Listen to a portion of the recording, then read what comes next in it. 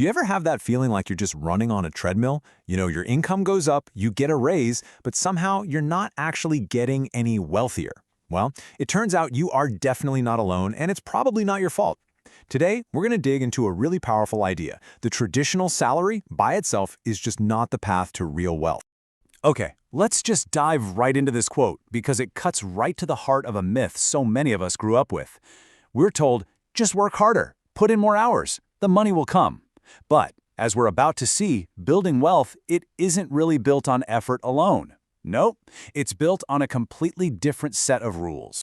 So why does it feel like you're stuck? Well, it's because of something called the salary trap. It's this cycle that keeps millions of people from ever building real financial independence, and it doesn't matter how much they earn. Let's break down exactly how it works.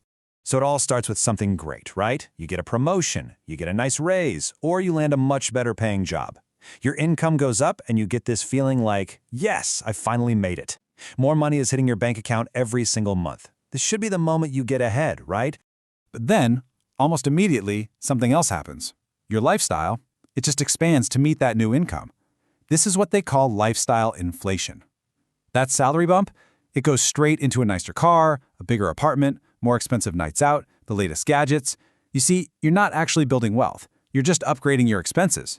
You're spending money to look rich instead of actually becoming rich. And this brings us right to the core of the whole problem, this deeply ingrained belief that more work equals more wealth. I get it. It's a comforting idea. But honestly, it's a lie. And in today's economy, it's a pretty dangerous one. So let's just completely dismantle it. This analogy is just perfect. Seriously, think about it. The person cleaning your office, the barista serving your coffee, the guy running the local laundromat, they work incredibly hard. We're talking long physical hours, but their income just doesn't reflect that effort, does it?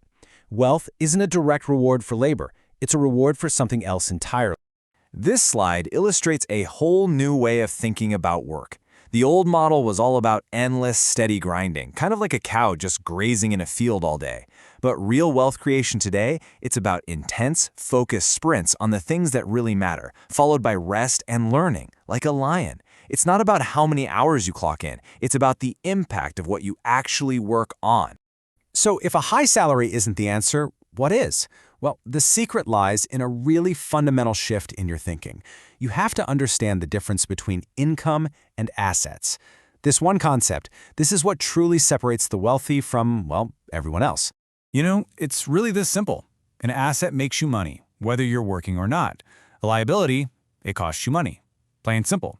The main goal of the wealthy is to use their income to buy assets. The middle class, though, they get caught in that lifestyle inflation trap, and they use their income to acquire liabilities they think are assets, like a fancy car or the newest phone. And this right here really shows the two different financial games people are playing. With a salary, you are literally trading your time for money. There's a hard cap on how much you can earn because there are only 24 hours in a day. And the second you stop working, the money stops. But when you own assets, your money starts working for you, generating income around the clock, even while you sleep. Okay, so this all might sound great in theory, but how do you actually do it? How do you go from being an earner to an owner? Well, it's not about luck, it's about a very deliberate process. So here's a simple 4-step framework you can use to start building your own wealth engine. First, you got to learn high-value skills that let you earn more in the first place. Second, you have to protect what you earn. This means things like having insurance and not just trusting your money to some expert without doing your own homework. Third, and this is so crucial, pay yourself first. That means you budget to buy assets before you pay for your lifestyle. And fourth, create multiple sources of income so you're never ever dependent on just one paycheck. And this statistic really drives that last point home. You don't have to quit your job tomorrow. In fact, you probably shouldn't. Data shows that startups are actually 33% more likely to succeed if the founder keeps their day job while building it on the side. Your job provides that steady income to fund your asset building, all without the stress of going broke. So, we've covered the why and the what. Let's end this with the how. If you're ready to break out of that salary trap for good, here are 5 tangible things you can start doing, like today, to begin your journey. Okay, here's your starting point. First, build a good credit score. It's the foundation for all financial leverage.